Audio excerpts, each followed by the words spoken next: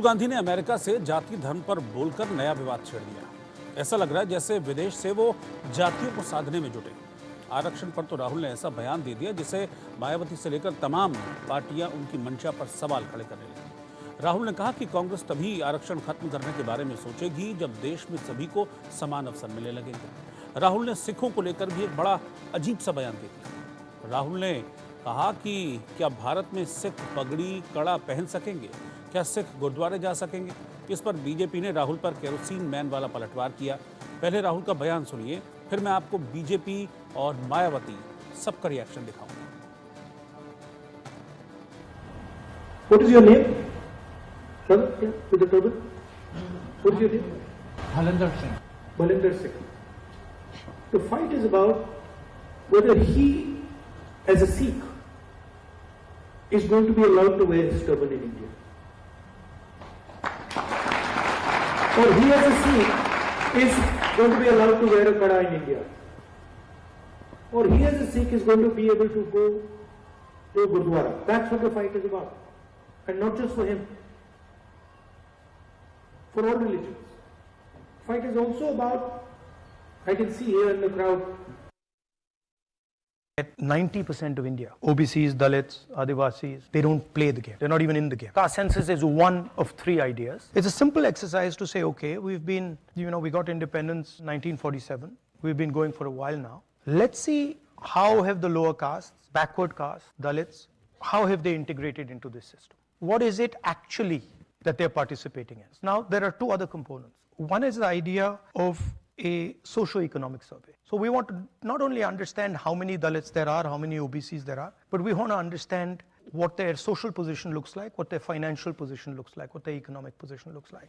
And the third component, which I think is very important, we want to take a look at India's institutions. We want to look at the media, healthcare, we want to look at education, the owners, the structures that deliver these services. And we want to get a sense of what is India's participation in these institutions. This is now an unstoppable. और जब सिखों को लेकर राहुल गांधी ने यह statement दिया तो केंद्रीय मंत्री हरदीप पुरी ने राहुल को आईना दिखा दिया। मंत्री हरदीप सिंह पुरी साहब हमारे साथ में मौजूद हैं। पुरी साहब, सिखों का कुर्बानी का त्याग का एक लंबा इतिहास रहा है, क्या सिखों को इस तरह की सलाह लेने की जरूरत है राहुल गांधी? देखिए, जहां तक आप सिख कम्युनिटी के बात बोले, मैंने समाज सेवा की बात की अभी, बट सैक्रिफाइस, कुर्बानी, ये आपकी बात बिल्कुल सही है। आप देखिए, देश में हमारी जो जनसंख्या है 140 करोड़, उसमें से कितनी सिख कम्युनिटी, सब इसके बारे दिस विल बी क्लैरिफाइड। क्या आपको नहीं लगता कि ये किसी और धर्म को नहीं बोल सकते, सिर्फ सिखों को टारगेट बनाया जा रहा अभी भी? नहीं, उसका उनके पास डोंट लेट इट पास। अभी तो सिखों की बात की है, पर उन्होंने कई चीजें की है। Certain religion is not an Indian religion, वही उसके expect anything at any time. बहुत बहुत धन्यवाद। ये थे हमारे साथ केंद्रीय मंत्री हरदीप सिंह पुरी, जिनका कहना है कि राहुल गांधी इस तरह की बातें नहीं करना चाहिए। सिखों का लंबा इतिहास है त्याग और बलिदान का। Sanjay Sharma, India News, Delhi. Cameraman Avdhesh के साथ। और आरक्षण को लेकर राहुल के दिए बयान के बाद मायावती ने राहुल पर पलटवार करते हुए एक्स पर लिखा, केंद्र में काफी लंबे समय तक सत्ता में रहते हुए कांग्रेस पार्टी की सरकार ने ओबीसी आरक्षण लागू नहीं किया। अब इसकी आड़ में सत्ता में आने के सपने देख रहे हैं। इनके इस नाटक से सचेत रहें जो आगे कभी भी जातीय जनगणना नहीं करा पाएंगे।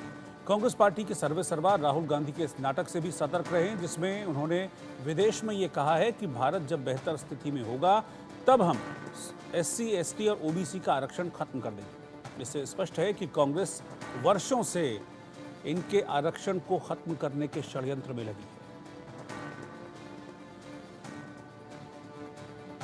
और आंख कान खोल के मैं आज के लिए फिलहाल इतना ही। बाकी की खबरों के लिए आप लगातार बने रहिए इंडिया न्यूज के साथ। मुझे इस वक्त इजाजत दीजिए। नमस्कार।